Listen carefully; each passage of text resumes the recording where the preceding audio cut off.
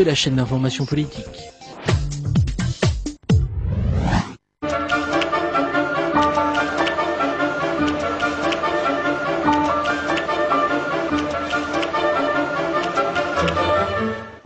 Bonjour à tous et bienvenue sur Public Sénat. À suivre dans un instant un débat sur la crise du lait en présence de Bruno Le Maire, le nouveau ministre de l'Alimentation, de l'Agriculture et de la Pêche. Le lait, c'est un dossier brûlant qu'il récupère. Il faut dire que les producteurs de lait sont confrontés depuis des mois à une chute brutale des prix en raison d'une surproduction au niveau mondial. Un peu partout en France, ils mènent des actions de protestation sur le terrain pour réclamer un relèvement des prix. Ils exigent également que Bruxelles revienne sur sa décision de supprimer progressivement les quotas laitiers. Déjà, la FNSEA, le principal syndicat agricole, a déclaré que Bruno Le Maire ne bénéficierait ni d'un temps mort, ni d'un état de grâce pour régler au plus vite ces dossiers brûlants. Voilà pour les enjeux du débat de ce matin. Bonne matinée à tous sur Public Sénat. L'ordre du jour appelle le débat sur la crise de la filière laitière. La parole est à notre collègue Gérard Bailly, au nom du groupe Union pour un mouvement populaire, auteur de la demande d'inscription à l'ordre du jour. Mon cher collègue, vous avez la parole.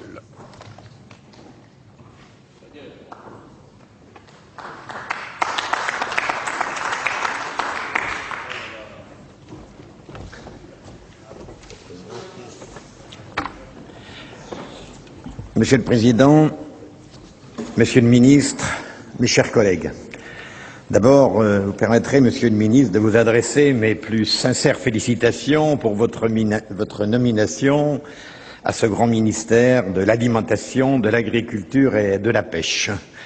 Je me réjouis par le mot alimentation qui figure maintenant dans vos responsabilités, parce que n'est-ce pas le mot le plus majeur et noble de notre paysannerie, quand même, qui fait l'alimentation de notre pays.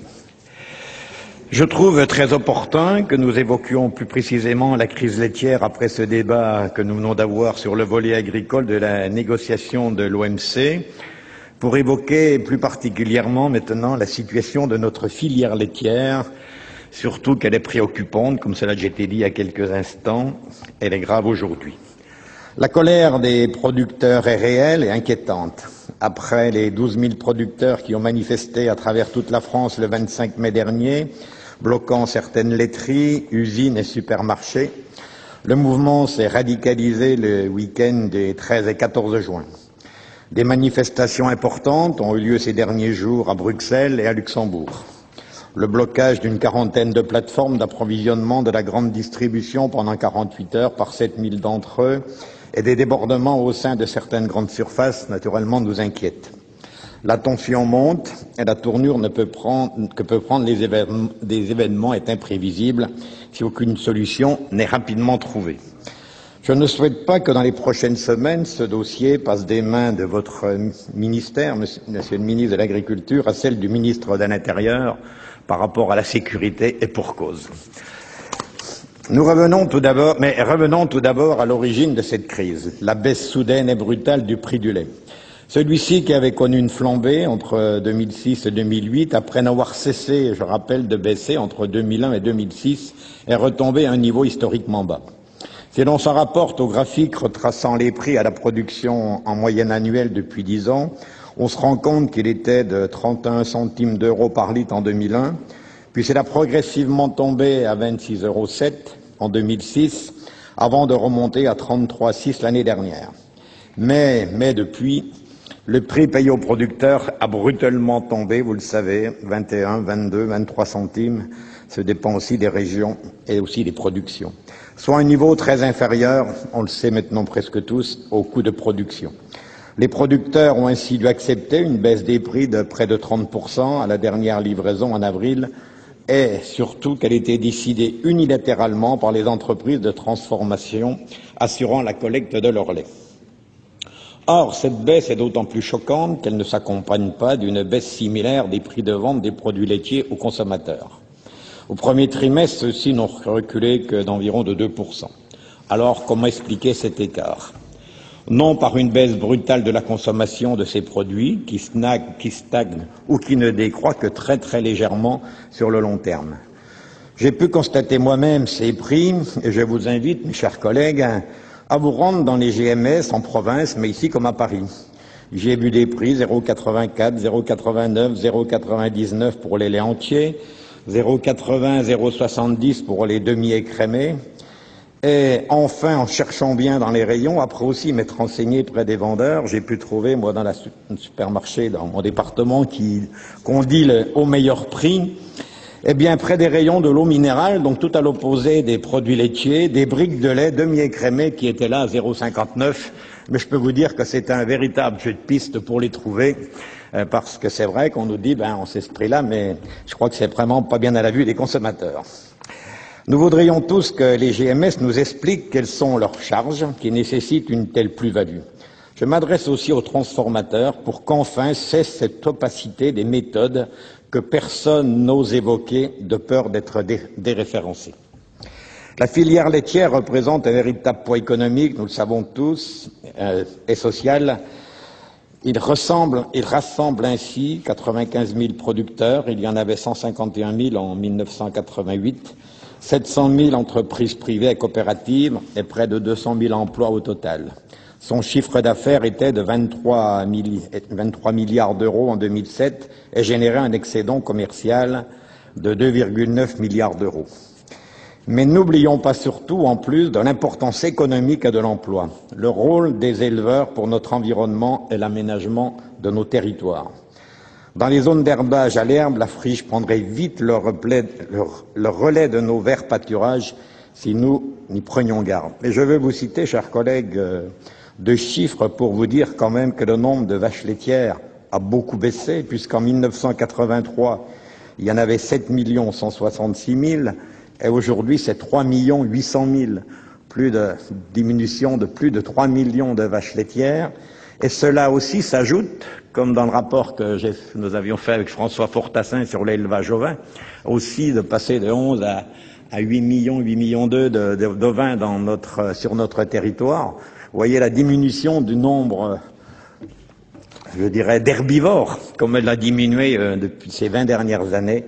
Et bien entendu, cela nous inquiète pour notre environnement. Alors je me félicite, bien sûr, comme on se félicite nombreux ici dans cette Assemblée, que les dernières réformes de la PAC ont remis des primes sur l'herbe pour inciter, bien entendu, aider ces éleveurs souvent dans des zones de montagne, dans des zones difficiles. Et je crois que l'on peut s'en féliciter, mais je crois que ce sera malheureusement appliqué qu'en 2010 et que c'est vrai que d'ici là, espérons que pas trop d'entre eux se décourageront. Je voudrais non plus qu'on n'oublie pas le rôle stratégique de notre filière laitière française, tant elle contribue à la préservation de l'indépendance alimentaire de notre pays. Cela a été rappelé dans le débat il y a quelques instants. Qu'adviendra-t-il si nous ne maîtrisions plus l'approvisionnement de notre pays? Comment garantir la qualité et la sécurité sanitaire de produits provenant d'autres pays qui n'ont pas forcément les exigences aussi strictes que nous avons sur ces critères? Et puis je ne crois pas non plus que c'est ce qui est souhaité dans les grenelles de l'environnement. Vous le savez, la production de lait obéit à des contraintes très particulières. Il s'agit d'un produit lourd, volumineux, fragile, ne pouvant pas être stocké longuement. Le métier est particulièrement difficile, avec 2 traites quotidiennes et peu de temps libre pour la vie privée. On remarque que ceux qui ont cessé d'être producteurs laitiers n'y reviennent jamais. Les investissements sont très lourds, rendant l'installation délicate et ne sont rentabilisés qu'au bout de nombreuses années. Enfin, les producteurs ne connaissent les prix qui leur sera payé qu'1 mois et demi après avoir livré leur lait.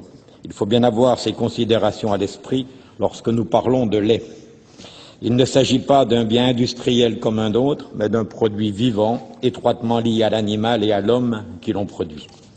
Ces dernières années, les prix du lait faisaient l'objet d'une recommandation nationale trimestrielle de l'interprofession, le Centre national interprofessionnel de l'économie laitière, le CNIEL, basée sur la combinaison de différents indicateurs et à caractère non obligatoire.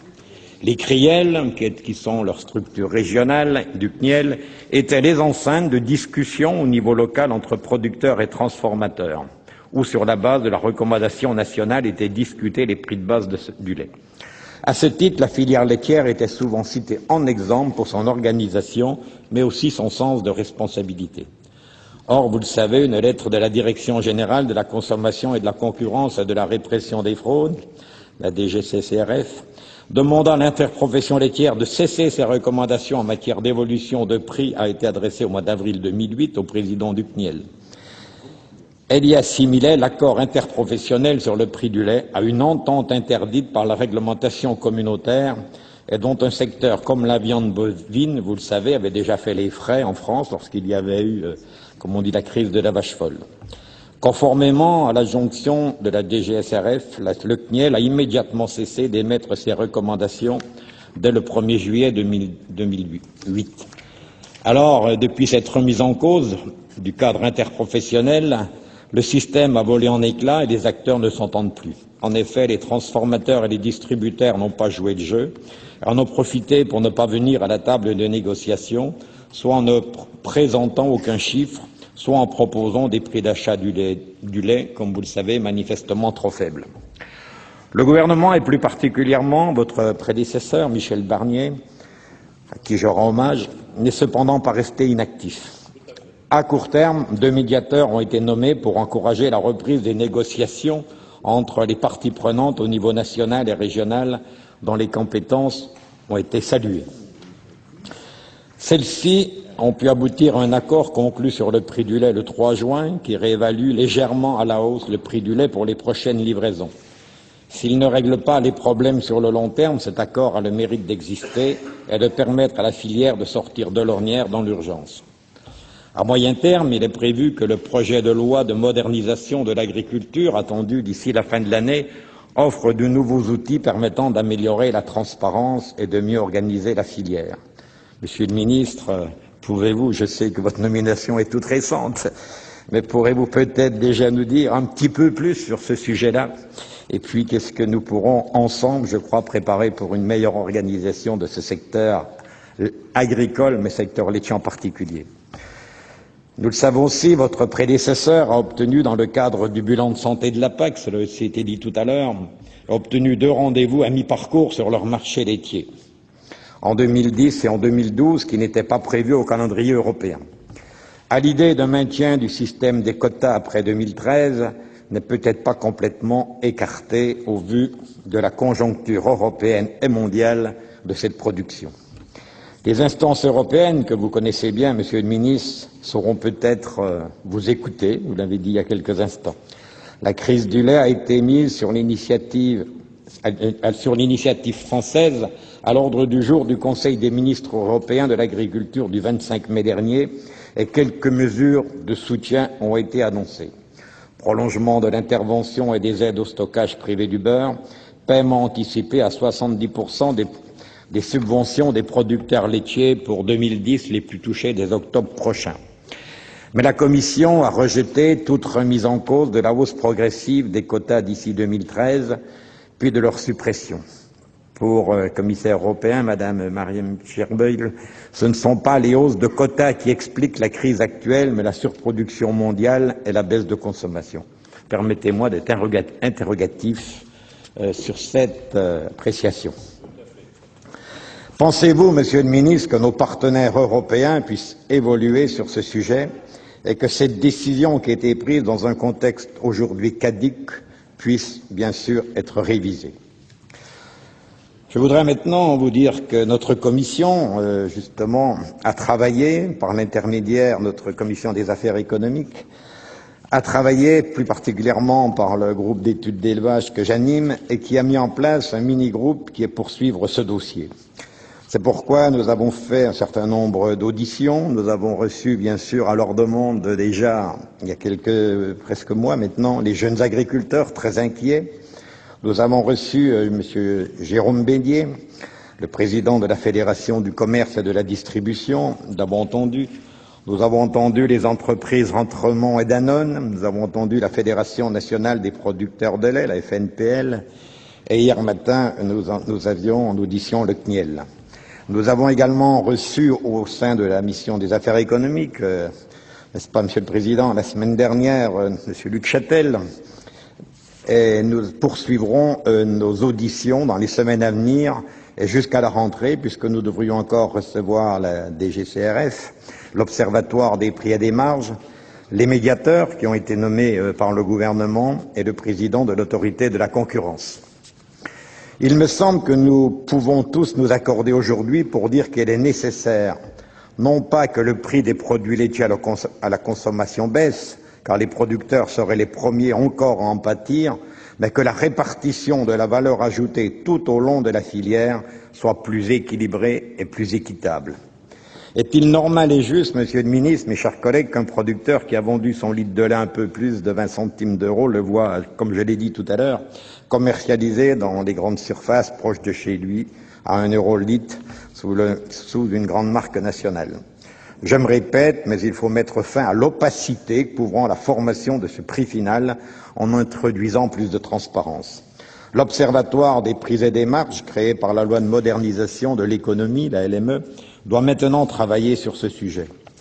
À un niveau plus opérationnel, il faudra que producteurs, transformateurs et distributeurs se retrouvent à nouveau à la même table et discutent ouvertement de la répartition des prix entre les différents maillons de la filière. Cela exige que ces deux derniers, transformateurs et distributeurs, prennent leurs responsabilités devant l'opinion et les pouvoirs publics en communiquant leurs chiffres et en assumant les prix d'achat et de revente, ainsi que les marges qu'ils pratiquent. Monsieur Bédier nous a dit qu'il était d'accord pour participer à l'Observatoire des marges, mais à condition, nous a-t-il dit, c'est ces termes, de ne pas être sur un strapontin. Or, la réunion qui a eu lieu le 17 juin au ministère de l'économie entre tous les acteurs de la filière, je crois, a peu évolué. D'une part, toutes les grandes anciennes de la distribution n'étaient pas directement présentes. Alors je pose la question, pourquoi? De plus, les positions n'ont guère semblé prêtes à évoluer et paraissent irréconciliables, même si tout le monde a appelé à plus de sérénité au sein de cette filière. Si les GMS ont si peu de marge qu'elles le disent, cela ne doit pas être si difficile à prouver. Et dans un souci d'apaisement, pourquoi ne baisseraient pas leurs marges pendant cette crise si aiguë de quelques centimes? Au-delà des mesures que nous pourrons prendre, il reste indispensable aux producteurs de mieux s'organiser en amont, afin de renforcer leur pouvoir de négociation face aux transformateurs et aux distributeurs. Il faut également protéger les éleveurs dans leurs relations commerciales avec ces derniers au moyen d'une contractualisation, je le rappelle, équilibrée. Nous savons tous les pressions pesant sur les éleveurs depuis l'aval de la filière, et à cet égard, la mise en place dans chaque département des brigades de contrôle me paraît une très bonne initiative. Elle devrait être très utile aux producteurs, et aux PME qui hésitent toujours à dénoncer les pratiques illégales de la commercialisation. De plus, l'élaboration d'un cadre interprofessionnel permettant la mise en place d'une contractualisation à partir de 2010 constitue l'un des 3 points issus de l'accord du 3 juin et il faut aller rapidement dans ce sens. Par ailleurs, nous n'éviterons pas de revenir au niveau européen sur le régime laitier et de rediscuter de la fin programmée des quotas laitiers, cela a été dit. Les évolutions erratiques des marchés agricoles montrent une fois de plus qu'ils ne peuvent être abandonnés au libre jeu de la concurrence, mais qu'ils doivent faire l'objet d'une régulation par les pouvoirs publics. Et je vous remercie, Monsieur le Ministre, de l'avoir évoqué il y a quelques minutes et que c'était pour vous une priorité. Vous le savez, les productions agricoles sont en effet très largement soumises aux aléas climatiques, aux aléas sanitaires ou économiques. Des mécanismes de stockage et de dégagement doivent être maintenus, voire amplifiés. D'ailleurs, nous n'aurions pas eu la crise l'an dernier avec l'augmentation si importante du prix du lait s'il y avait eu des stocks à ce moment-là. Ils représentent une méthode efficace pour lisser les prix, comme je viens de le dire, en cas de sur- ou de sous-production. Ainsi, on peut déplorer la politique menée en la matière depuis plusieurs années par l'Europe et les États-Unis. Ces derniers, qui d'ailleurs viennent de se rendre compte de cette situation et qui viennent de décider d'un vaste programme d'abattage de vaches laitières. L'Europe doit également soutenir les mécanismes d'assurance récolte pour la filière lait. Des possibilités ont été ouvertes en ce sens dans le bilan de santé de la PAC et il faut que notre pays veille à les concrétiser dans son droit national. Des questions restent en suspens. Comment discuter publiquement des marges sans tomber dans l'entente condamnée par la loi et sans revenir au contrôle des prix. Monsieur Jérôme Beignet, je l'ai dit, président de la FCD, a proposé d'instaurer une sorte de prix directeur entre producteurs et les industriels. L'idée que le CNIEL établisse des indices de prix permet d'éclairer les acteurs de la filière. La négociation relevant ensuite des relations contractuelles entre producteurs et transformateurs nous paraît une bonne chose. C'est pourquoi notre commission, à l'initiative de son président Jean-Paul Émorine, que je salue et que je remercie, a décidé, comme la LME lui en donne la possibilité, de saisir l'autorité de la concurrence d'un avis sur la question. Les conclusions en sont attendues pour la rentrée parlementaire d'octobre et nous ne manquerons pas alors d'avoir de nouveau des échanges sur ce point. Autre interrogation que l'on peut légitimement se poser, pourrait-on interdire la vente de lait en dessous de son coût de production de la même façon que l'on interdit aujourd'hui la revente à perte? Je crois qu'aujourd'hui c'est bien le cas pour de nombreux éleveurs qui ont vu leurs charges s'envoler sans pouvoir les répercuter. Pourtant, vous le savez, c'est l'énergie, c'est la main-d'œuvre, c'est le matériel, c'est les transports, c'est les engrais, c'est les frais vétérinaires, c'est l'alimentation du bétail. Je vais terminer, Monsieur le Président. C'est la MSA et tout ça qui font monter beaucoup les charges dans les exploitations. Voilà, mes chers collègues, les quelques éléments et questionnements que je souhaitais vous livrer pour initier notre débat aujourd'hui. Nous devons être déterminés à trouver des solutions sur cette crise, quitte à légiférer. Je l'ai déjà dit, si les partenariats de la filière ne tombent pas ensemble d'accord. Il est important, car le débat de ce jour, de montrer à quel point notre Assemblée est concernée sur ce sujet. Il nous faut maintenant apporter des solutions concrètes, et je sais, Monsieur le Ministre, après vous avoir entendu il y a quelques minutes, que vous aurez à cœur d'y travailler avec nous pour trouver des solutions. Ce ne sera sans doute pas facile, mais votre connaissance des problèmes européens, votre connaissance de l'Allemagne, principal pays producteur de lait en Europe, est pour nous une très bonne chose. De même que votre connaissance de l'importance des mécanismes de l'OMC évoqués il y a quelques instants vous permettra une grande efficacité dans votre nouvelle fonction. Il vous faudra aussi être convaincant au sein du gouvernement français pour permettre une bonne organisation des filières agricoles et plus particulièrement laitières et donner un réel pouvoir aux interprofessions. Et enfin, nous attendons très vite la réalisation de contrôles des marges, comme Michel Barnier et Luc Châtel s'y sont engagés, car le temps est compté. Et puisque vous l'avez dit tout à l'heure, je vous souhaite bon appétit et que vous puissiez déjà convaincre Madame le Commissaire européen dans quelques instants. Merci de votre attention.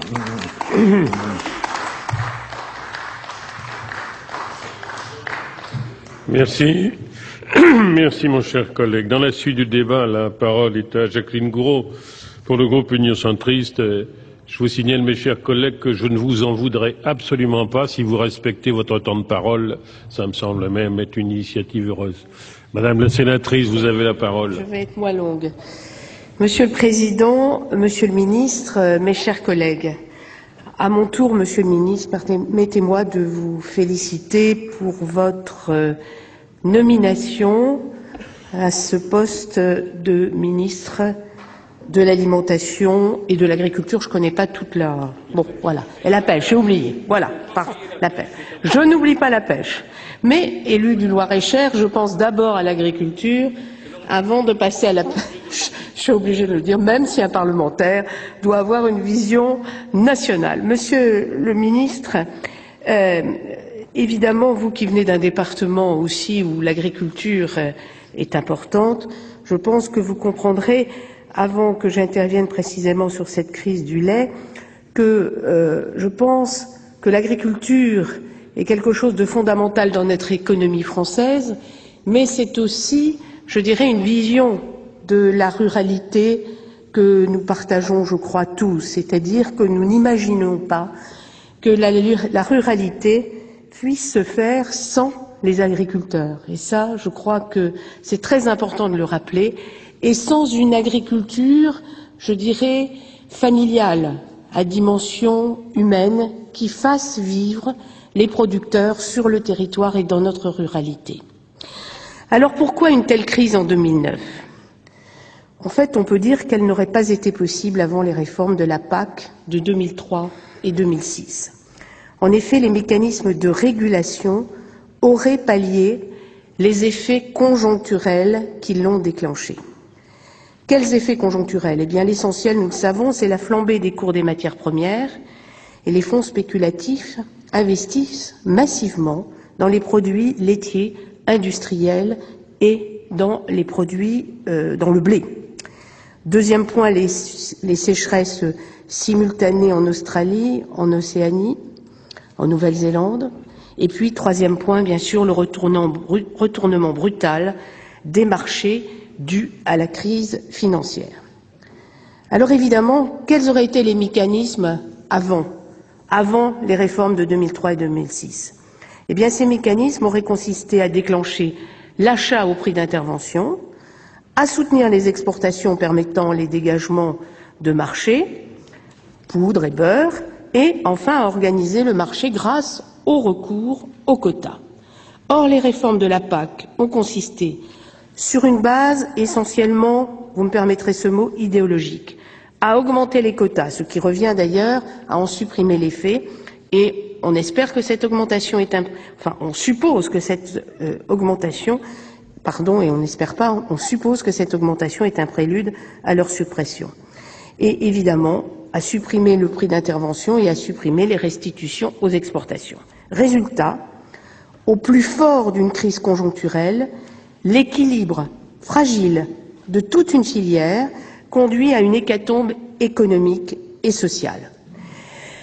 Vous n'êtes pas sans savoir les situations dramatiques de nombreuses familles dont les exploitations ne trouvent pas de preneurs.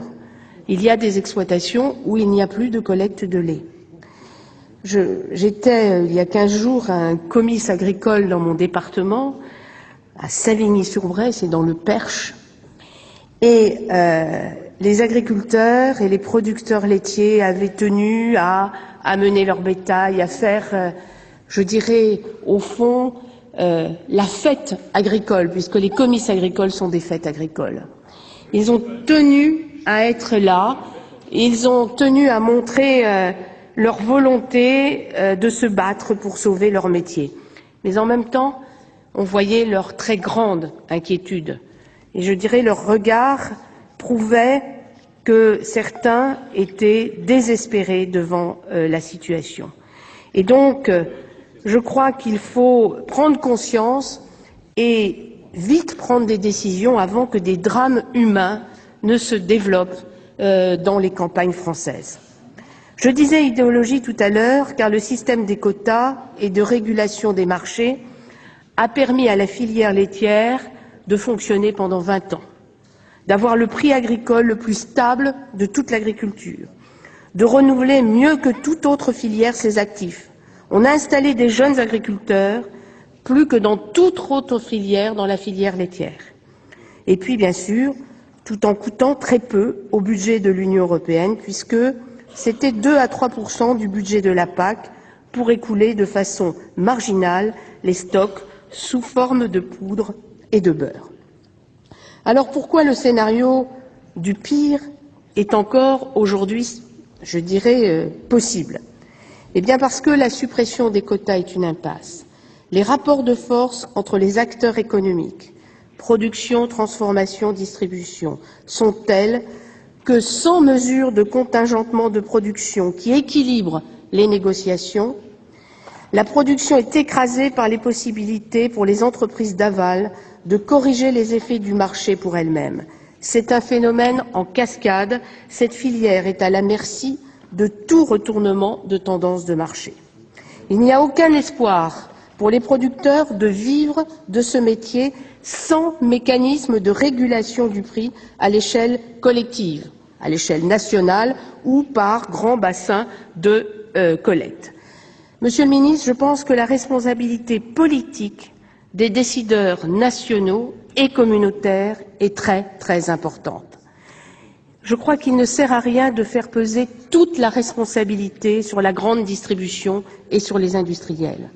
Il est urgent de partager la responsabilité, il est urgent d'aménager le droit de la concurrence de manière à permettre aux producteurs de s'organiser pour rééquilibrer le dialogue interprofessionnel et les négociations commerciales.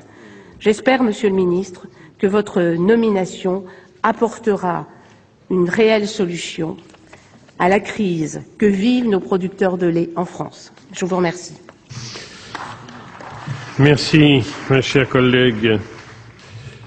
La parole est à Gérard Lecam pour le groupe CRCE-SPG.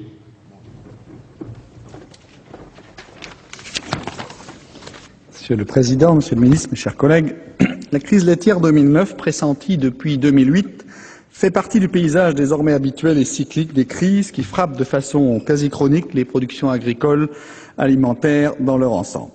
Chaque crise apporte son lot de colère, d'exaspération, de renoncement et de faillite des producteurs, qui constituent pourtant la trame de notre ruralité. Chaque crise mène à un degré de concentration plus élevé des exploitations, au bénéfice d'une rentabilité accrue pour les transformateurs et la grande distribution. Ainsi, le nombre de vaches laitières a reculé de 14,2% au cours de la période 2001-2007 et plus de 28 000 exploitations ont disparu. Avec une augmentation de population de plus de 10 millions d'habitants depuis 1985, la collecte annuelle de lait a par contre reculé de 25 milliards de litres de lait à 23 milliards de litres, soit 2 milliards en moins. Les causes des crises laitières sont multiples et bien identifiées. Les crises laitières elles-mêmes affaiblissent la production et les producteurs. Le pouvoir d'achat en baisse des Français, qui réduit la consommation des ménages. La baisse de production de la filière veau, grande consommatrice de poudre de lait, filière qui produisait 405 000 tonnes en 1980 et 274 000 tonnes seulement aujourd'hui. Les règles économiques du marché et de la concurrence qui conduisent à la loi de la jungle et aux importations abusives anticommunautaires. Le comportement de prédateurs de la grande distribution qui réalise des marges exagérées via ses centrales d'achat envers les transformateurs. Et enfin les transformateurs qui, sous la pression de la grande distribution, camouflent leurs marges et sont contraints de répercuter les pressions des GMS sur les producteurs. La réduction des soutiens par l'Europe aux produits de dégagement que peuvent être le beurre et la poudre de lait en période de crise. Le poids de l'Europe libérale qui, en accord avec l'OMC, supprime progressivement tous les outils de régulation, dont les quotas laitiers, et libéralise à outrance le marché laitier pour que le prix de référence mondial soit la règle générale, alors que ce prix ne correspond qu'à 6% des échanges. Monsieur le ministre Luc Châtel a tenté la semaine passée, au sein de la Commission des affaires économiques du Sénat, de justifier la LME et de minimiser son rôle dans la crise laitière. Pourtant, cette loi censée améliorer les relations commerciales a pour effet de les aggraver en livrant les producteurs et les transformateurs aux diktats des centrales d'achat qui font la pluie pour les fournisseurs et le beau temps pour elles-mêmes. Pas surprenant quand on sait que de multiples volets de la loi ont été concoctés entre Michel-Édouard Leclerc et le président Sarkozy. Il y a un an, avec Michel Barnier, votre gouvernement a cédé une fois de plus aux sirènes libérales de Bruxelles et retiré au CNIEL le droit de formuler des recommandations trimestrielles sur le prix du lait. Aujourd'hui, vous nous proposez 3 outils qui, sans procès d'intention, restent inefficaces face aux problèmes de fond de la crise. Vous nous proposez d'autoriser l'interprofession à établir des indices de prix. Il faut tout de même savoir que les centres d'économie rurale ont déjà tous les chiffres concernant le prix de revient. Vous nous proposez également de multiplier les contrôles par la DGCCRF, après avoir affaibli cet organisme au nom de la RGPP. Vous nous proposez enfin de changer le braquet de l'Observatoire des marges et des prix. Les constats et les contrôles n'ont jamais constitué un outil efficace de prix rémunérateur. Ils peuvent à tout le moins donner des indications, souvent déjà connues. Pendant des années, les producteurs en crise se sont laissés endormir par les instruments classiques de régulation autorisés en Europe. Ce qui, à chaque crise, n'empêchait pas la concentration, mais rendait un peu moins douloureuse la situation des dégagés d'office. La situation appelle autre chose que des mesurettes ou de l'enfumage, Monsieur le Ministre. C'est une question de jours pour certaines exploitations, de semaines et de mois pour les autres.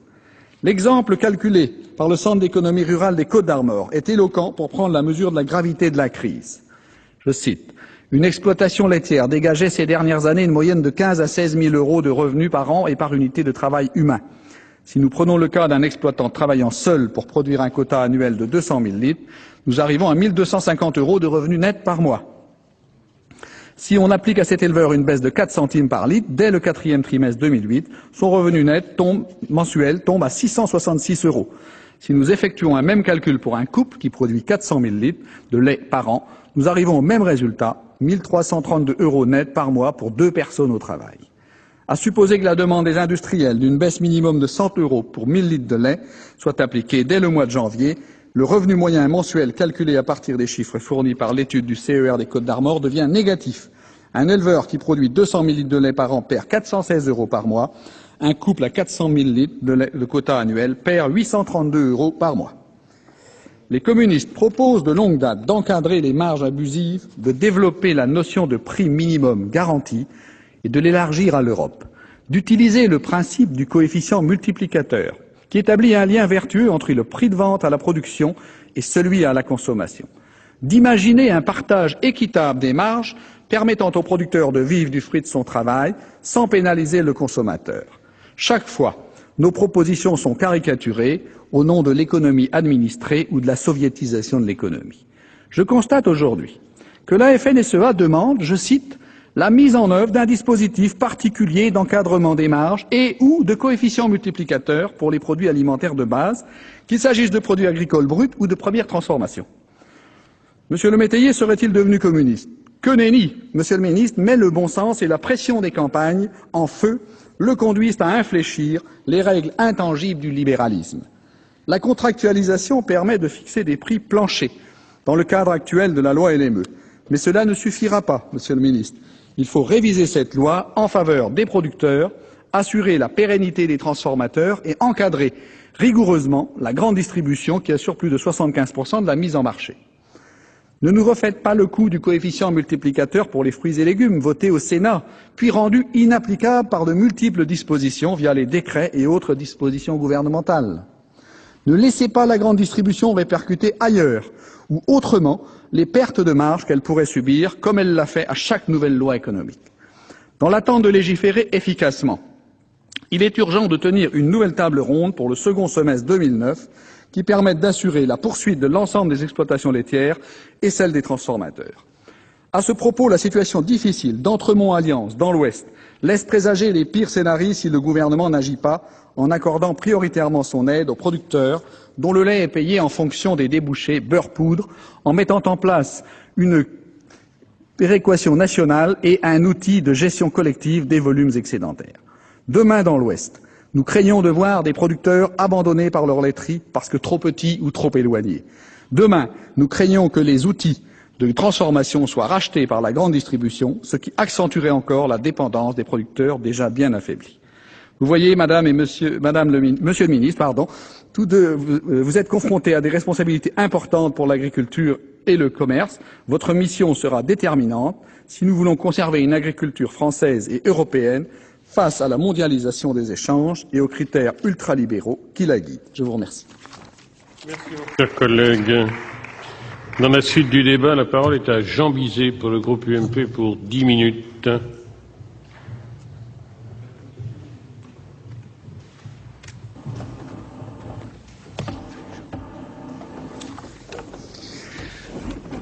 Monsieur le Président, Monsieur le Ministre, mes chers collègues, comme beaucoup de nos collègues présents aujourd'hui, je vis au quotidien la crise du secteur laitier. Je vois la colère et les attentes des éleveurs. Mais en dépit de la résonance locale de cette crise, il me semble qu'il nous faut aussi raisonner au niveau européen, car la crise est précisément européenne. C'est d'ailleurs la mission que m'a confiée récemment notre Commission des affaires européennes, et ce tour d'Europe me semble instructif pour comprendre nos similitudes et nos différences. Dans les débats actuels, et surtout à venir autour de la PAC, il faut s'inscrire dans une stratégie d'alliance et commencer par écouter les autres. Votre nomination à ce poste, Monsieur le Ministre, est une preuve parfaite de ces ponts entre l'agriculture et les affaires européennes.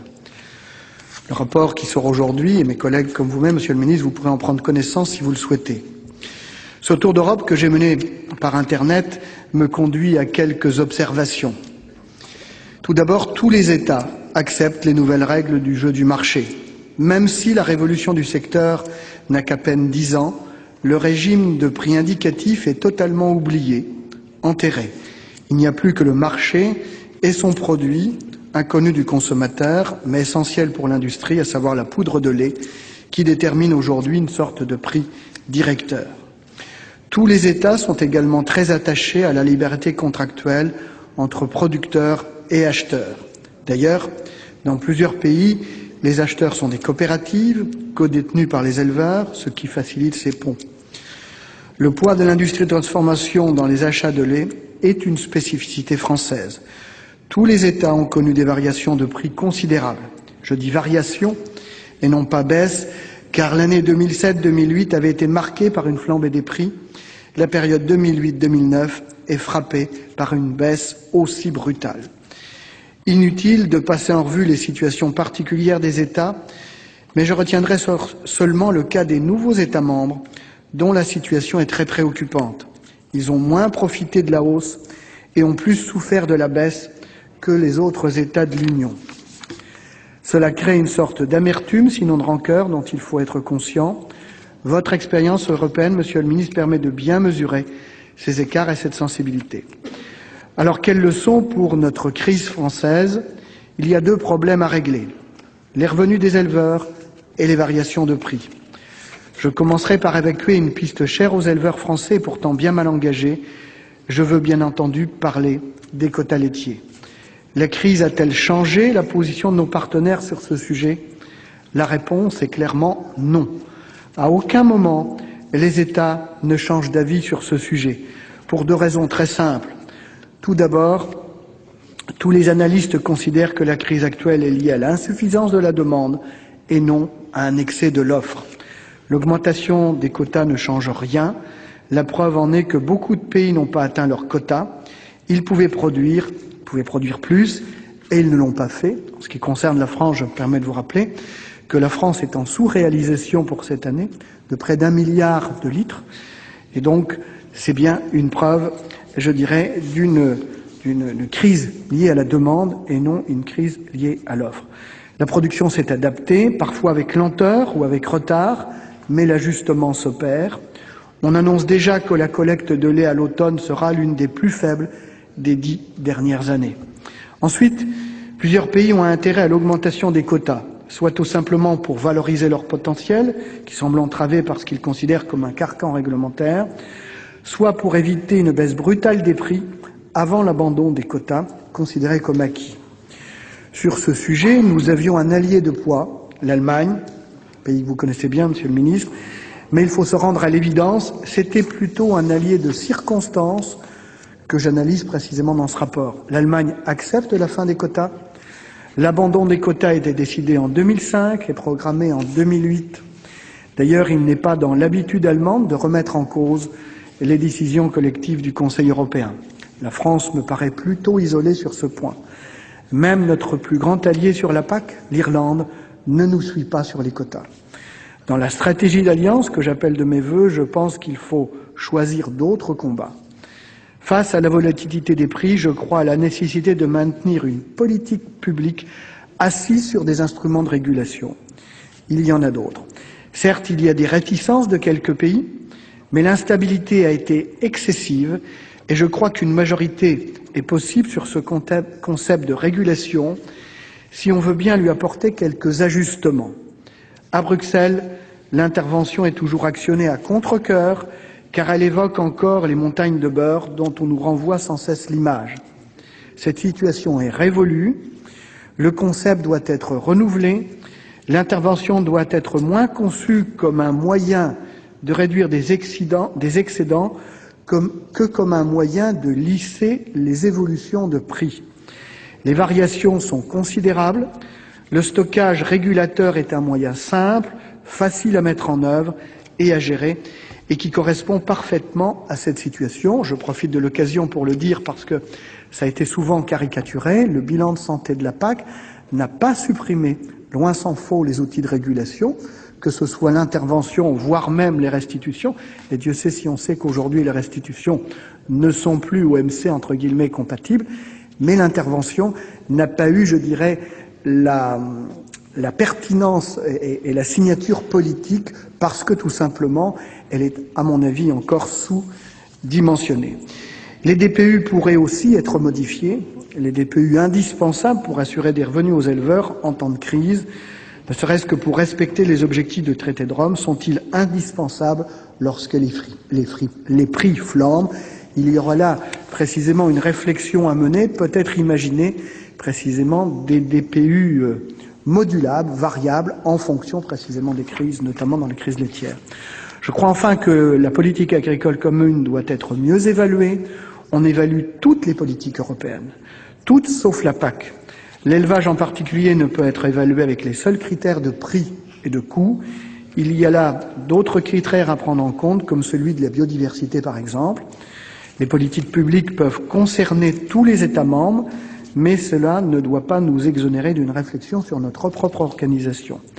La contractualisation est une piste, certes, semée d'embûches et de pièges, que j'évoque dans mon rapport, mais sans doute utile et nécessaire, voire, j'insisterai, peut-être aujourd'hui incontournable, à condition qu'elle soit pertinemment, justement, encadrée. Les éleveurs ont besoin d'une visibilité. Cette visibilité est assurée au moins en partie par les quotas décidés par la puissance publique, mais vécue comme une sorte de contrat moral. Avec la fin annoncée des quotas, il faut d'autres formes de régulation et passer de cette sorte de contrat moral public à des contrats privés, professionnels et régionaux. Des contrats qui associeraient la distribution éventuellement au cœur de la bataille des prix, qu'elle le veuille ou non. J'apporte quelques précisions utiles également pour éviter d'être trop manichéen, en faisant la distinction par exemple entre lait et produits laitiers, mais il y a aujourd'hui trop de non-dits qui laissent une détestable impression. Quelques correctifs à la loi LME pourraient s'avérer utiles. J'évoque aussi quelques pistes nationales. Quels sont les moyens du ministère acceptables sur le plan communautaire pour accompagner la restructuration des élevages, pour développer des formules de commercialisation nouvelles, pour favoriser le concept également de proximité? Ça marche ici ou là dans quelques régions françaises. En conclusion, je crois pouvoir dire que la crise est générale, les réactions sont diverses.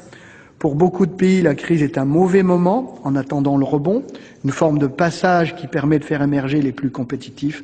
Dans d'autres pays, la colère est vive, mais il y a une unité. La profession ne peut vivre dans un chaos permanent. Les éleveurs ont besoin de visibilité, d'être remis en confiance. Chacun doit jouer son rôle, en France et en Europe, et le gouvernement doit assurer le sien. Nous avons confiance en vous, Monsieur le Ministre, et nous attendons des résultats. Je vous remercie. Merci, mon cher collègue. Dans la suite du débat, la parole est à François Fortessin pour le groupe RDSE et pour 6 minutes.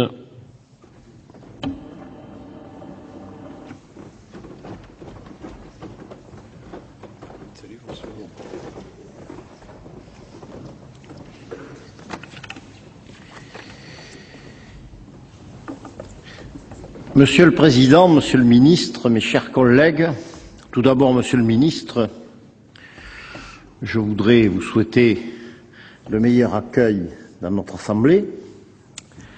Vous arrivez avec une flatteuse réputation d'une personne rompue aux questions européennes. Cela vous sera certainement utile dans vos nouvelles fonctions. Mais, au-delà, bien entendu, des propos convenus, je souhaite évoquer cette dramatique crise laitière qui affecte notre pays. Les campagnes sont en ébullition et la colère est très grande. Et bien entendu, notre rôle de parlementaire, c'est de traduire cette colère, car on est dans une situation qui est inacceptable, scandaleuse, par bien des points amorale et suicidaire. Près de 100 000 exploitations agricoles sont aujourd'hui touchées. Plusieurs centaines de milliers d'emplois, directs ou indirects. Cela est totalement inacceptable et scandaleux, car les producteurs ne peuvent pas être en permanence la variable d'ajustement. C'est amoral, car comment peut-on considérer que, au même moment où les agriculteurs, producteurs de lait, n'arrivent pas à vivre de leur travail. 80% des 400 plus grosses fortunes françaises se trouvent dans la grande distribution. Et ces fortunes ont été réalisées non pas sur plusieurs générations, comme c'était le cas des grandes industries au XIXe ou au début du XXe siècle, mais simplement en quelques années.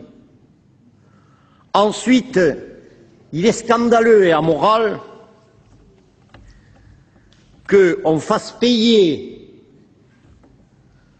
aux producteurs et aux industriels des marchandises qu'ils doivent livrer et qui ne sont pas payées. Puisqu'on achète, par exemple, 500 000 pots de yaourt, mais on demande d'en livrer 550 000. Un grand hebdomadaire a parlé de racket, moi je parle de gangstérisme légal. Et il ne faut pas avoir peur des mots. Il faut créer dans ce pays une véritable solidarité de la filière. La filière, elle est constituée des producteurs, elle est constituée des transformateurs, elle est constituée de la distribution. Un vieil adage disant que le soleil se lève pour tout le monde, eh bien, il faut que chacun puisse vivre décemment de son travail. Et nous attendons, Monsieur le ministre, que vous agissiez dans ce domaine. Sinon, on arrivera à une situation suicidaire. L'élevage laitier a des contraintes importantes qu'ont exposées mes collègues, en particulier la traite 2 fois par jour. Un élevage laitier demande au moins 10 ou 12 ans avant d'être constitué de façon très valable. Il y a aussi des investissements très lourds. Et il faut savoir que lorsque ces éleveurs laitiers auront abandonné, on ne reviendra pas en arrière. Ils ne reprendront pas cette activité. Et à ce moment-là, c'est de notre responsabilité, aussi de la vôtre, Monsieur le ministre, de faire savoir qu'on peut avoir une pénurie de lait au bout de 4 ou 5 ans si nous ne prenons pas des mesures extrêmement draconiennes. Alors c'est vrai que le problème, il est européen, mais il est aussi français. La loi LME est totalement bafouée. Il faut la faire respecter, il faut créer les conditions pour qu'il y ait une véritable solidarité de l'ensemble de la production. Aujourd'hui, les producteurs ont le sentiment d'être abandonnés en rase campagne et les autres partenaires de la filière, c'est le sauf qui peut. C'est pas de ma faute, c'est la faute de l'autre ou c'est la faute de l'Europe. Ce discours est inacceptable. Alors, nous attendons, Monsieur le Ministre, que la politique reprenne ses droits d'une façon forte. J'approuve la déclaration de Monsieur le Président de la République que nous avons écoutée attentivement lundi, lorsqu'il a dit « L'économie doit être au service de l'homme et non le contraire ». On a là la possibilité, avec cette crise laitière, de mettre en pratique cette déclaration forte. Quelles que soient nos sensibilités, nous ne pouvons que la partager. Aussi, moi, je vous demande, Monsieur le Ministre, de tout faire pour créer, en dehors, bien entendu, de l'action que vous pourrez mener sur le plan européen. Je ne veux pas, mes collègues l'ont évoqué, parler des causes d'un prix du lait très élevé en 2007-2008, un effondrement en 2009, mais de créer les conditions de cette solidarité et d'imposer le double étiquetage, pas d'ailleurs que sur les produits laitiers. Vous êtes ministre de l'Alimentation, eh bien, je crois que c'est un élément qui me paraît être d'une importance capitale. C'est là, on peut dans ce pays exiger la transparence et après tout demander l'aide des consommateurs pour faire en sorte que certaines pratiques qui ne doivent pas avoir lieu dans notre pays cessent le plus rapidement possible. Merci, Monsieur le Ministre, mes chers collègues, de m'avoir écouté. Merci, mon cher collègue. Dans la suite du débat, la parole est à Yannick Botrel pour le groupe socialiste pour 5 minutes.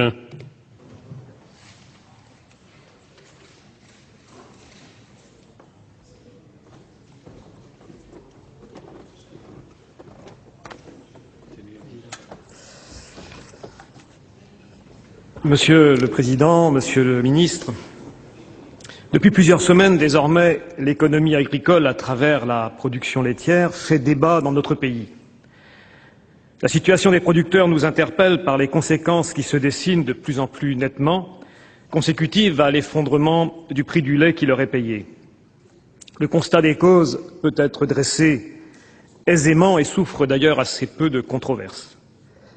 À quoi tiennent ces causes? À quelles orientations stratégiques? À quelles décisions politiques? Elles tiennent à la volonté, clairement affichée et mise en application, de considérer cette activité économique identique aux autres, c'est-à-dire de la soumettre aux règles et à la loi sans limite d'un marché libéral. Ce faisant, on fait abstraction d'une réalité. La production laitière, par nature, est liée à des cycles de production longs, comme les investissements qu'elle nécessite. Elle ne peut donc s'adapter instantanément à une conjoncture économique variable ou volatile, et ceci d'autant moins qu'elle ne maîtrise que partiellement ses coûts de production, que ce soit les coûts des mises aux normes, le prix des matières premières, de l'énergie, nombre de charges ne sont pas compressibles. La production laitière est par ailleurs un facteur déterminant de la vie économique et de l'activité de bien des régions. Elle constitue par là un élément déterminant de l'aménagement des territoires, raison supplémentaire pour qu'elle soit organisée et régulée. Or, les décisions arrêtées depuis plusieurs années en Europe, au terme de négociations entre les gouvernements, vont dans un sens absolument opposé. Réduction des outils de régulation, abandon programmé des quotas laitiers montrent bien quelles orientations ont été choisies. À cet égard, se référer au marché mondial pour la détermination des prix, alors qu'il ne concerne que 5% de la production globale des produits laitiers, est une aberration.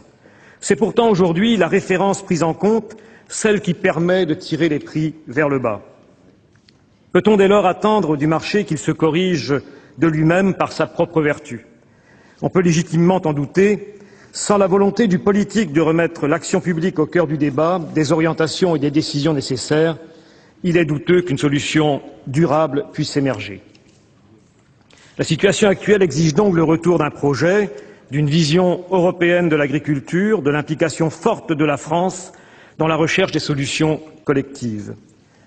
Comme il a été dit dans le contexte d'une autre crise, l'Europe doit retrouver sa fonction protectrice. Là se trouve le premier objectif. Il faut donner à l'échelle de l'Europe un coup d'arrêt aux orientations appliquées par la Commission et Mme Fischer-Boel. Le démantèlement des quotas laitiers, qui ont depuis de nombreuses années démontré leur utilité et leur justification, doit être stoppé.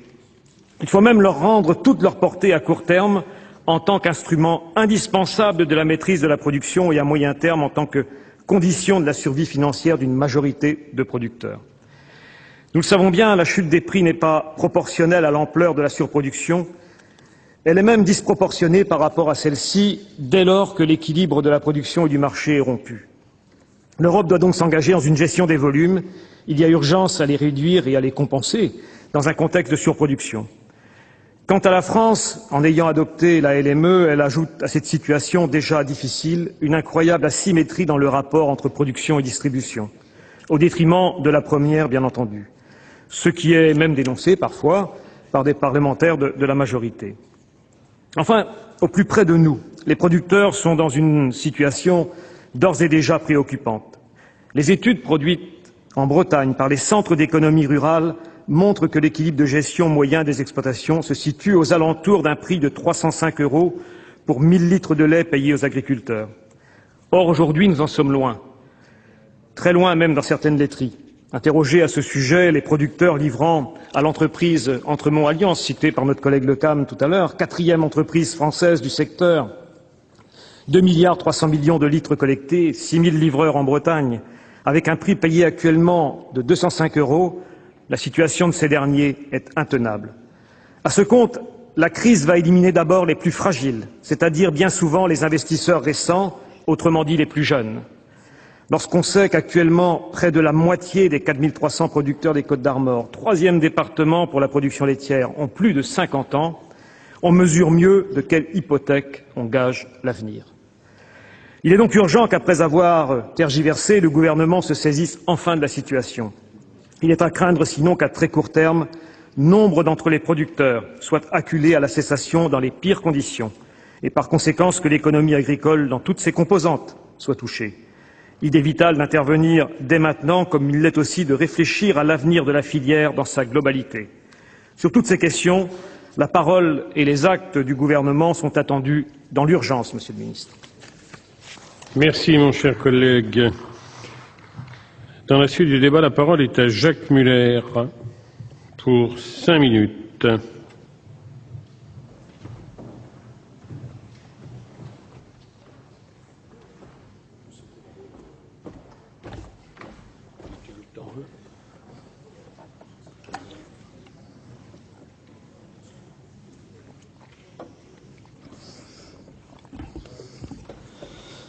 Monsieur le Président, Monsieur le Ministre, chers collègues, la crise qui secoue depuis plusieurs semaines nos campagnes est profonde. Elle vient légitimement se manifester jusqu'au cœur de nos villes. Elle résulte essentiellement de la conjonction de deux phénomènes. Le premier est l'augmentation des quotas laitiers qui préfigure leur disparition programmée par la Commission européenne. Cette dérégulation de la production laitière résulte essentiellement d'une approche néolibérale des marchés agricoles chers à Madame Fischer-Boel. Chacun sait pourtant que les marchés agricoles sont particulièrement volatiles en raison d'une inélasticité de la demande par rapport au prix. Les augmentations de production, dès qu'elles excèdent la demande, font mécaniquement plonger les prix, à moins de disposer de moyens adaptés de transformation et de stockage qui ont un coût et par conséquent aussi des limites. Telle est la raison qui avait conduit à instaurer les quotas laitiers en 1983. La Commission joue avec le feu en ouvrant la voie pour des raisons idéologiques à la suppression de ces quotas et en tablant sur la demande mondiale pour absorber les excédents de lait en poudre et de beurre. C'est un pari aussi hasardeux que détestable sur le fond. Hasardeux parce que la demande mondiale n'est pas un débouché stable. Après l'embellie de 2007 qui a fait illusion, le marché s'est effondré en 2008, mettant en difficulté les transformateurs d'excédents laitiers. Détestable parce que contraire au principe essentiel de souveraineté alimentaire déjà évoqué dans notre débat sur l'OMC. Quand donc les pays industrialisés, dont l'Europe, cesseront-ils de déverser leurs excédents agricoles sur les pays en développement, avec pour conséquence le blocage structurel dramatique du développement de leurs agricultures vivrières? Le deuxième phénomène est le problème de la représentation du monde agricole au sein des instances interprofessionnelles, caractérisé par ce qu'il faut appeler le monopole du syndicat majoritaire alors qu'il ne fédère que la moitié des producteurs laitiers. Le compromis qu'il négocie avec les firmes agroalimentaires du secteur laitier en termes de répercussions de la crise du marché mondial sur les prix versés aux producteurs ne sont pas acceptables, supportables pour la grande majorité des petits et moyens producteurs, aujourd'hui littéralement asphyxiés. Implicitement, ces compromis font le jeu des grands groupes privés ou coopératifs que nous connaissons tous, qui transfèrent la crise engendrée par la gestion des 90 000 tonnes de lait en poudre et des 120 000 tonnes de beurre sur le monde agricole, et qui traduisent sur le terrain les velléités inavouables de la Commission européenne. Engager une nouvelle étape dans la restructuration du secteur laitier, refaire en quelque sorte du Montsolt et liquider les petites et moyennes exploitations laitières jugées improductives. Vous l'aurez compris, cette crise fondamentalement pose la question du modèle agricole laitier. Quel type d'exploitation laitière veut-on promouvoir? Des usines à lait avec des vaches à potentiel maximisé, gavées d'ensilage de maïs et de tourteaux de soja importés, produisant de manière intensive pour le stockage et l'exportation, ou bien des exploitations agricoles avec des vaches plus rustiques, par conséquent moins traitées, permettant de valoriser les herbages, produisant pour un marché intérieur et valorisant dès que possible leurs produits sur des circuits courts. Une nouvelle fois, nous mesurons combien les dimensions économiques, sociales et environnementales, loin de s'opposer, se conjuguent. Mais encore faut-il rompre avec les fantasmes néolibéraux selon lesquels il faut réintroduire à tout prix du marché dans l'agriculture et continuer d'affaiblir les outils de régulation. C'est pourquoi les Verts demandent le rétablissement des quotas laitiers. Malgré leurs inconvénients, le principe des quantums nous paraissait plus intéressant. Les quotas avaient permis de gérer dans la durée l'évolution du secteur laitier, de prévenir les crises de surproduction. Ma collègue et amie Bernadette Bourzeil, sénatrice de Corrèze, se joint également à moi pour mettre en exergue une autre dimension des quotas. Les quotas régionaux apparaissent comme le seul moyen de répartir harmonieusement la production laitière sur le territoire et d'éviter que les régions de plaine et surtout portuaires, à bas coût de production, viennent concurrencer abusivement les régions de montagne ou dites défavorisées, dont la seule ressource agricole est l'herbe. Cette herbe doit être valorisée par nos élevages, y compris laitiers. C'est un enjeu environnemental qui, à l'heure du Grenelle de l'environnement, n'aura échappé à personne. Mais c'est également un enjeu sociétal en termes d'aménagement du territoire. Nous devons tout faire pour éviter le déménagement programmé de la production laitière engagée par l'augmentation et la suppression des quotas. Monsieur le ministre, chers collègues, je vous invite à considérer cette crise laitière comme une opportunité de remettre à plat la politique agricole, d'en stopper les dérives néolibérales et de promouvoir un modèle agricole européen en phase avec les attentes de nos concitoyens qui se sont récemment exprimés clairement dans ce sens. Un modèle plus respectueux de l'environnement et pourvoyeur d'emplois, car moins intensif, moins dépendant d'importations, plus territorialisé, un modèle implicitement plus solidaire des pays du Sud, car tourné vers une demande intérieure de produits de qualité. Je vous remercie. Merci, mon cher collègue. Dans la suite du débat, la parole est à Jean-Pierre Godefroy pour le groupe socialiste pour 5 minutes.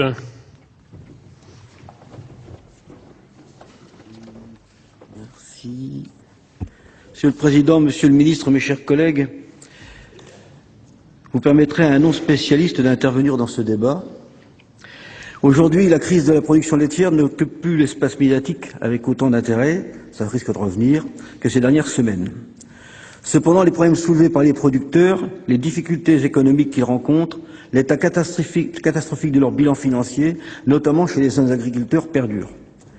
Monsieur le Ministre, les quelques mesures annoncées par votre prédécesseur n'ont pas réglé le problème. Au mieux, elles n'ont fait que gagner quelques mois.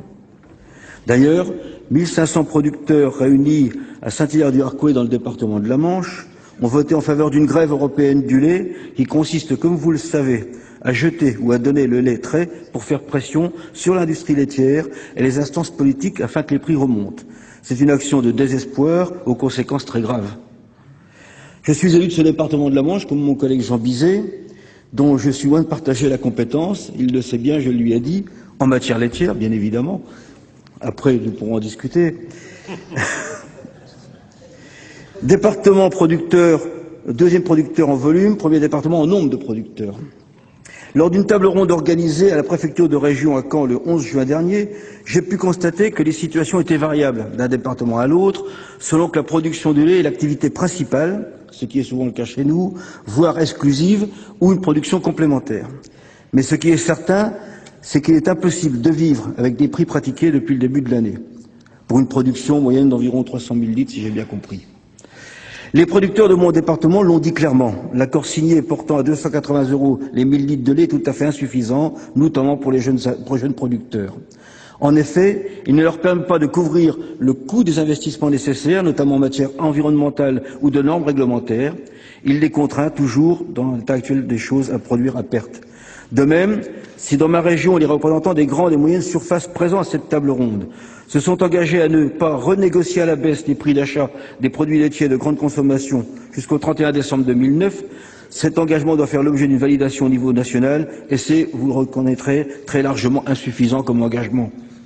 Quant aux autres mesures suggérées, notamment du côté des banques, le report d'1 an des annuités d'investissement, en particulier ceux de mise aux normes, ou la sollicitation du côté de l'État des reports ou dégrèvements de charges sociales, ce ne sont que des mesures palliatives qui ne pourront régler le problème au fond. Le problème vient d'abord de la déréglementation au niveau européen. J'ai bien entendu le propos de mon collègue Jean Bizet tout à l'heure concernant l'augmentation des quotas et la suppression en 2015 et son analyse. Je crois cependant que cela a quand même contribué à déstabiliser la rémunération de la production. Et si en France, Monsieur le Ministre, la situation est si grave, c'est parce que s'ajoute à cette déréglementation au niveau européen la fameuse loi LME, loi de modernisation de l'économie, rendant la négociation libre, non encadrée, ce qui devait soi-disant permettre au marché de s'autoréguler. Ça devait être d'ailleurs favorable aux consommateurs. Il s'avère que c'est une erreur fatale, tant pour les producteurs que pour les consommateurs, qui n'ont pas perçu de baisse sur les prix. Au passage, personne ne peut croire que la mise en place d'un observatoire des prix et des marges suffira à remédier à cette situation. À qui cela profite-t-il? En posant la question, j'y réponds, et notre collègue Fortassin y a largement répondu avec la verve qu'on lui connaît tout à l'heure.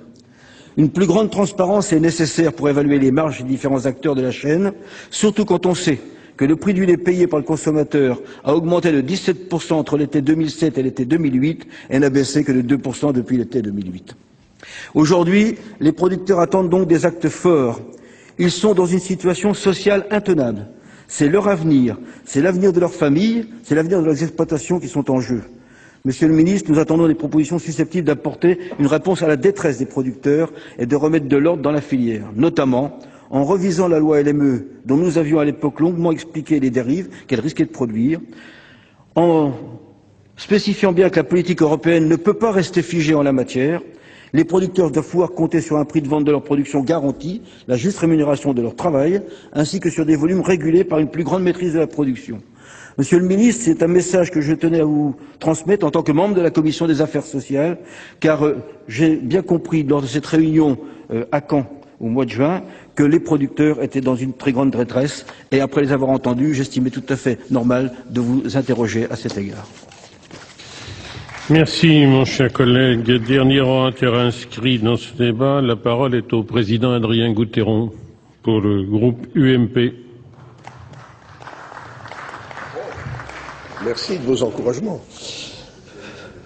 Monsieur le Président, Monsieur le Ministre, mes très chers collègues, Monsieur le Ministre, comment ne pas saisir l'occasion de ce débat pour rappeler que dans un département comme le mien, la Haute-Loire, la production laitière occupe une place prépondérante dans l'économie agricole. 2400 producteurs, soit à peu près le 2/3 des exploitations.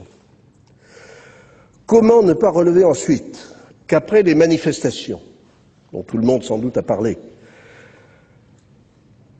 l'accord du 4 juin a été accueilli avec une certaine, disons, résignation et le sentiment aigu que le problème de fond existe toujours. Et je prends un exemple, d'ailleurs je vous demande de pardonner ce que peut avoir de factuel mon propos.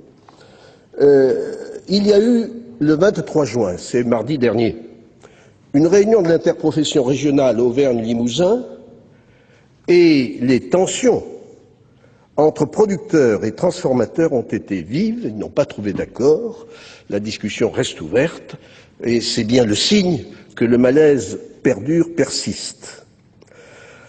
Rendons hommage à votre prédécesseur, à Michel Barnier, qui a su dans l'urgence organiser, réunir tout le monde autour de la table, les 3 partenaires de la filière, et apporter quelques mesures susceptibles d'alléger les charges des producteurs, de certains d'entre eux, et de pallier quelques difficultés. Mais je crains, en regardant mon département, Monsieur le Ministre, que les exploitations qui risquent d'être frappées ne soient les exploitations les plus performantes, celles qui ont investi, assument donc des charges de remboursement d'emprunt très lourdes, et puis à l'autre bout de la chaîne, les plus petites, celles dont le volume de production ne permet pas de faire face aux difficultés conjoncturelles actuelles. Il y a donc là vraiment une situation grave pour l'économie laitière, donc pour l'économie de notre pays, et je crois que nous ne pouvons pas simplement laisser faire, mais je sais que ce n'est pas votre intention. J'ai lu dans le compte-rendu, dans le bulletin qui rend compte des débats des commissions, Monsieur le Président de la Commission des affaires économiques, les propos de Luc Chatel, Monsieur le Ministre, qui était à l'époque le secrétaire d'État chargé de l'industrie et de la consommation. Il a rappelé que l'ancien système de régulation du prix du lait, fondé sur une recommandation du CNIEL, était insuffisant, qu'il ne respectait pas les règles de la concurrence et qu'au demeurant, il n'était pas efficace. Et il a donc indiqué les mesures qui étaient prises, la création d'une brigade de contrôle, une grande enquête sur les prix des produits laitiers pour accélérer les travaux de l'Observatoire des prix et des marges dont on a parlé tout à l'heure. Moi aussi, je regarde cela, Monsieur le Ministre, avec un certain scepticisme. Mais il faut voir comment ça fonctionne. Il est certain qu'on a besoin, dans ce domaine-là, de plus de clarté en particulier sur la répartition de la valeur ajoutée. Je ne veux pas. Luc Chatel, dans son intervention intéressante à la Commission des affaires économiques, avait indiqué avec beaucoup de fermeté que la répartition de cette valeur ajoutée était pas satisfaisante, déséquilibrée. Je crois, Monsieur le Ministre, que ce constat, nous invite à l'action, qui ne voit ce déséquilibre et qui ne voit aussi que le déséquilibre des forces en présence entre on le sait, les 5 grandes centrales et les centaines de transformateurs. Il y a évidemment une situation profondément, structurellement, disons-le, déséquilibrée. Je voudrais dire un mot de l'importance, dans la plupart des cas, des marges arrière. Monsieur le Ministre, je vais le faire, non pas d'une manière générale, mais en prenant un exemple, et je vous assure que c'est un exemple avéré. Il s'agit d'une petite entreprise, une coopérative d'ailleurs, qui n'est pas de mon département, mais mes chiffres m'ont été donnés par quelqu'un qui participait au conseil d'administration. 20 millions d'euros de chiffre d'affaires, marges arrière, 2 millions d'euros, 10% du chiffre d'affaires. C'est pas normal, ça n'est pas supportable.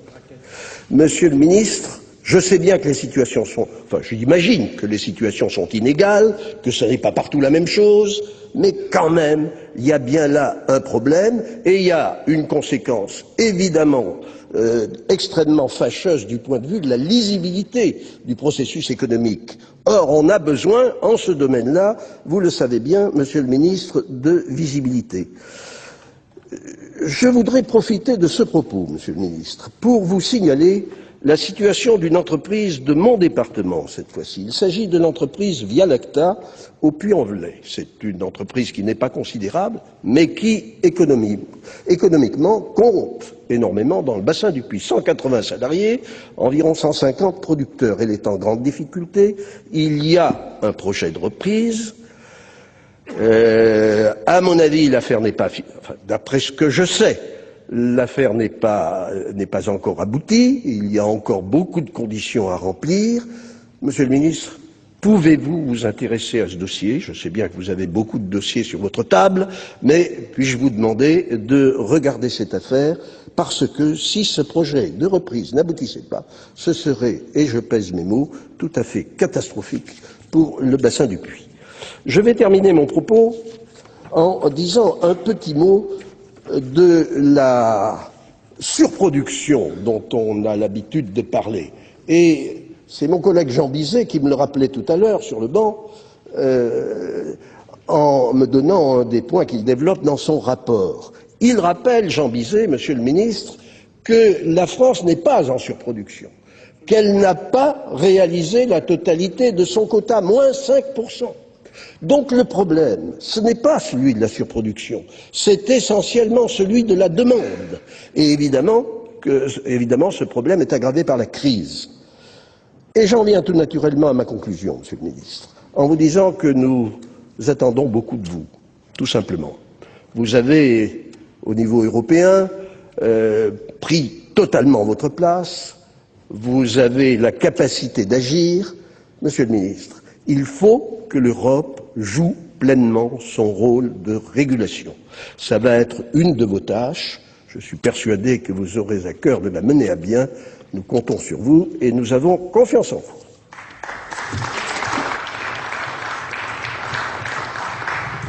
Merci, mon cher collègue. La parole est à Monsieur Bruno Le Maire, ministre de l'Alimentation, de l'Agriculture et de la Pêche.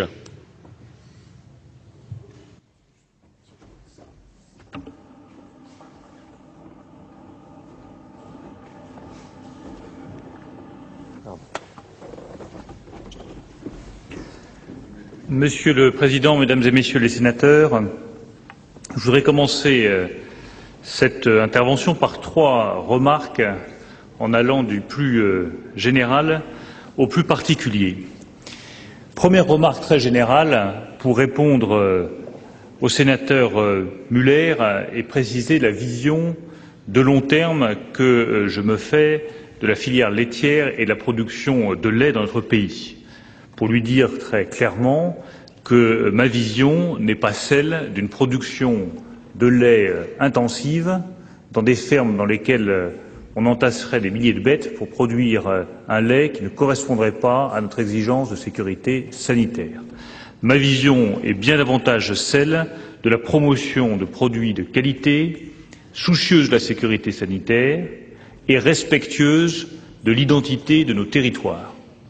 On ne va pas laisser disparaître les établissements laitiers, les productions laitières de nos territoires au motif qu'ils seraient trop petits ou, paradoxalement, de trop grande qualité, parce que c'est bien de cela qu'il s'agit. Deuxième remarque, comment est-ce que je vois cette crise laitière et la possibilité d'en sortir? Je crois qu'il y a 2 choses très différentes sur lesquelles il faut que nous travaillions et qui sont complémentaires. La première chose, c'est d'arriver, dans le prolongement des mesures qui ont déjà été annoncées par Michel Barnier, sur lesquelles je reviendrai, et de l'accord interprofessionnel qui a été conclu, d'arriver à résoudre à l'échelle nationale la crise dans l'immédiat. Essayer de regarder, je verrai demain des producteurs laitiers dans ma région, nous regarderons ce qui peut être amélioré. L'autre direction, elle est très claire, c'est d'offrir une perspective de long terme et une prévisibilité aux producteurs laitiers. Aucun responsable de l'activité commerciale ne pourrait arriver à survivre avec des prix qui varient de 30% à chaque saison parce qu'il n'y a aucune prévisibilité de long terme sur le prix de sa production. C'est impossible. Donc il faut que nous donnions de la prévisibilité, il faut que nous donnions de la stabilité.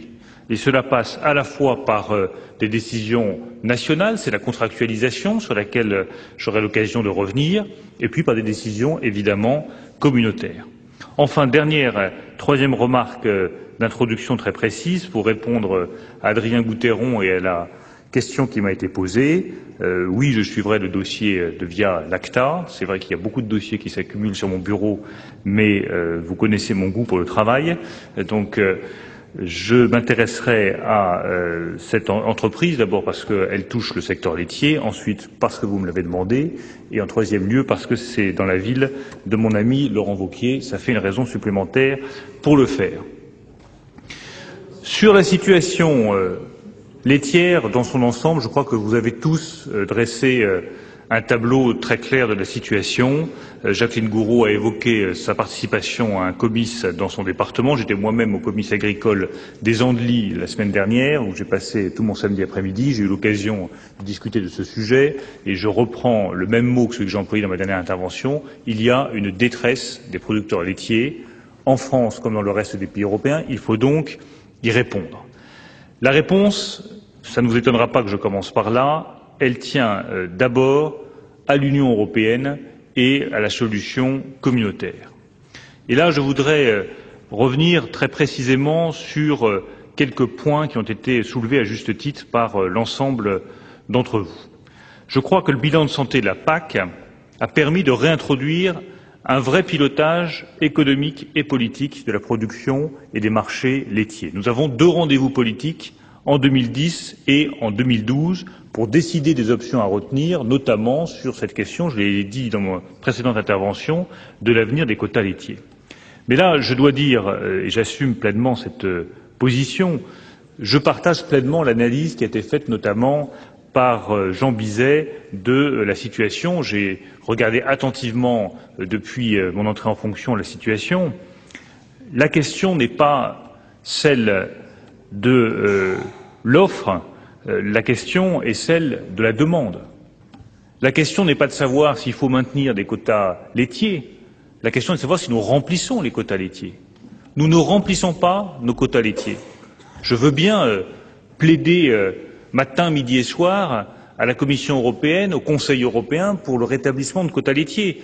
Mais je vais vous dire, je n'aime pas livrer des batailles qui sont soit inutiles, soit perdues d'avance. J'aime livrer des batailles qui améliorent la situation concrète de nos concitoyens. Si je me bats pour rétablir des quotas laitiers, qu'est-ce qui va se passer? D'abord, je ne suis pas sûr d'obtenir la majorité nécessaire au Conseil européen pour le faire. Et ensuite, si j'obtiens ces quotas laitiers, j'ai bien peur de rétablir une ligne Maginot qui ne permettra pas de répondre aux interrogations des producteurs laitiers en France. Alors, est-ce que cela veut dire qu'il ne faut aucune régulation et qu'il faut laisser la libre concurrence gérer le secteur laitier? Je vous redis ce que j'ai dit précédemment, ma réponse est clairement non. Nous avons besoin d'une régulation, parce que la production laitière n'est pas une production comme les autres. Ce n'est pas une production dans laquelle le marché est systématiquement stable, dans laquelle le climat est systématiquement assuré, dans laquelle la production et la demande sont systématiquement garanties. Ce n'est pas le cas. Et donc, en face de l'instabilité caractéristique de ce marché laitier, il faut mettre une régulation de la production. Et je crois que c'est là-dessus qu'il faut qu'on se batte. Quel type de régulation du secteur laitier sera efficace pour garantir à long terme une stabilité des cours du lait en France et en Europe, et donc la soutenabilité de l'activité économique de la production laitière en Europe? C'est ça, je crois, la vraie question, plutôt que de se focaliser sur ce débat quota, pas quota, qui risque, à mon sens, d'être un débat théologique plus que pratique. Et par ailleurs, pour engager dans les meilleures conditions possibles cette régulation de la production et essayer d'offrir un avenir cohérent à la production laitière, il est indispensable de regarder quels sont les partenaires européens sur lesquels nous pourrons nous appuyer. Je vous ai dit que je me rendrai en Allemagne très vite. Je crois que ça fait partie, là aussi, d'une stratégie d'alliance très utile et tout à fait nécessaire. Je tiens à rappeler aussi que l'accord que nous avons obtenu à l'échelle européenne a permis de limiter les effets de la crise, certainement de façon insuffisante, mais de les limiter néanmoins. Les aides au stockage privé de beurre ont été lancées dès le 1er janvier 2009. Les restitutions pour l'exportation ont été réintroduites à la fin du mois de janvier pour une large gamme de produits laitiers. Et à partir du 1er mars, les achats à l'intervention publique ont débuté d'abord à prix fixe, comme vous le savez, puis par adjudication à des prix très proches des prix d'intervention. Ces interventions ont permis de stabiliser la situation et les cours aujourd'hui du beurre comme de la poudre de lait se situent quasiment au prix d'intervention. Je ne dis pas que c'est parfait, je dis simplement que ces décisions ont permis d'améliorer la situation. Néanmoins, je l'ai dit là aussi dans ma précédente intervention, des incertitudes persistent et l'insatisfaction également. Nous avons donc demandé conjointement avec l'Allemagne, au dernier Conseil européen, une mobilisation plus intense des outils de régulation des marchés. La Commission l'a fait, notamment sur les restitutions à l'exportation et sur les mesures de stockage, qui sont des mesures efficaces, des mesures cohérentes et qui, je crois, dans le long terme, pourraient être utilisées davantage. Elles devraient être prolongées au-delà des dates actuellement prévues par la réglementation. Et ce sera aussi l'objet de mon entretien avec Mme Fischer-Boel tout à l'heure pour essayer de la convaincre d'aller plus loin dans ces mesures de façon à répondre aux interrogations des producteurs laitiers.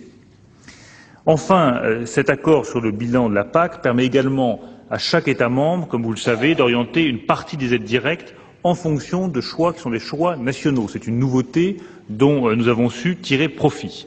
Les mesures qui ont été décidées le 23 février conduisent ainsi à réorienter en 2010 près de 1,4 milliard d'euros, soit 18% des aides directes reçues par les agriculteurs en faveur de l'élevage à l'herbe. Une enveloppe de 45 millions d'euros sera également consacrée à la production laitière en montagne à travers une aide couplée au litre de lait qui sera de l'ordre de 20 € les 1000 litres.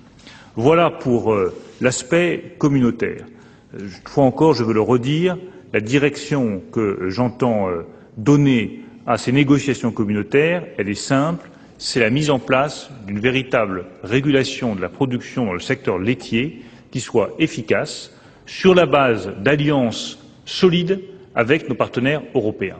Je vais vous dire, vous avez eu la gentillesse de me reconnaître une expérience européenne, rien n'est pire dans le communautaire, au Conseil européen, à la Commission, que de s'arc-bouter sur une position sans avoir les alliances nécessaires pour les soutenir.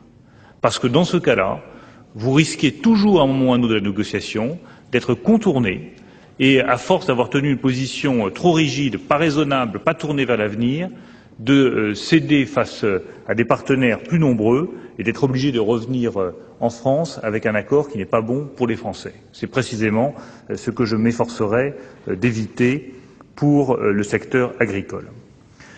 Au niveau national, le ministre de l'Agriculture précédent, Michel Barnier, avait décidé de geler la première hausse de quota de 1%. J'en ai parlé tout à l'heure. Une mission de médiation a également été mise en place conjointement avec le secrétariat d'État chargé de l'industrie et de la consommation. Nous avons également proposé un nouveau cadre de régulation pour le secteur laitier. Ce cadre, vous le connaissez parfaitement, il repose sur le rôle central de l'interprofession laitière, tel qu'il a été défini en décembre dernier dans la loi de finances pour 2009. Il donne à l'interprofession les moyens de construire de nouvelles relations contractuelles durables qui porteront notamment sur la définition du prix, sur les engagements sur les volumes, sur les calendriers de livraison, qui sont un aspect qui n'a pas été soulevé mais qui est un aspect important aussi du problème, sur les modalités de règlement, les modalités de renégociation, les modalités de résiliation des contrats. Cette question de la contractualisation, elle est absolument majeure. Dans aucun secteur économique, une fois encore, on ne peut avancer et progresser sans savoir comment sont fixés les prix, quand est-ce qu'ils sont fixés, quels sont les délais de livraison, quels sont les délais de paiement. Le secteur laitier est un des secteurs exceptionnels dans lequel ces règles ne s'appliquent pas. Eh bien, ces règles, il faut les définir, les appliquer et les faire respecter si jamais cela n'est pas le cas. Et par rapport à ce que disait M. Lecam tout à l'heure, la contractualisation n'est pas un écran de fumée. La contractualisation, c'est la solution. Alors bien entendu, il faut vérifier qu'elle est respectée, il faut vérifier qu'elle est appliquée par tous les acteurs de la profession et par tous les signataires, mais elle est sans doute une des voies d'avenir les plus prometteuses. Par ailleurs, je note que, en négociant cet accord, cela a au moins permis aux différents acteurs de l'interprofession de rediscuter ensemble, de parler et d'aboutir à une solution qui a été signée en présence de mon prédécesseur Michel Barnier. Le prix moyen qui a été trouvé de 280 € pour les 1000 litres, c'est un prix moyen, je crois que le nom dit bien ce qu'il veut dire, mais l'accord étant aujourd'hui la seule base d'entente entre les différents acteurs de la filière, nous aurions tort de l'affaiblir ou de vouloir le remettre en cause. Dans la situation de crise actuelle, c'est une base stable, solide. Je ne dis pas qu'elle est parfaite pour les producteurs, je sais très bien ce qu'elle signifie en termes de revenus pour les producteurs. Simplement, mieux vaut une base stable, solide, sur laquelle un accord a été trouvé, qu'une remise en cause radicale qui, à mon sens, poserait de sérieuses difficultés. Vous savez enfin qu'un certain nombre d'aides directes ont été développées par le gouvernement et par le Premier ministre directement. Le Premier ministre a notamment annoncé que 70% des aides directes communautaires pour la campagne 2009 seraient versées par anticipation dès le 16 octobre. Enfin, il a décidé, et là aussi je voudrais m'arrêter un instant sur ce point parce que c'est quelque chose qui correspond à une conviction profonde chez moi, de faire une transparence totale sur les prix et sur les marges. Et pour cela, de lancer une enquête auprès des entreprises et des centrales de grande distribution. Les données qui résulteront de cette enquête seront communiquées dans le cadre de l'Observatoire des prix et des marges. Alors, je ne reprendrai pas, pour ne pas abréger trop rapidement ma carrière ministérielle, les propos de François Fortassin sur les comportements des uns ou des autres. Je dis simplement que la transparence totale est une exigence républicaine. Personne ne peut se satisfaire d'une situation dans laquelle on ne sait pas qui paye quoi, qui gagne quoi, qui empoche la plus-value. Ça n'est pas possible, ça n'est pas acceptable, ni pour les producteurs laitiers, ni pour les citoyens français dans leur ensemble. Voilà les quelques éléments que je voulais porter à votre connaissance. Vous pouvez compter en tout cas sur mon travail et ma totale détermination.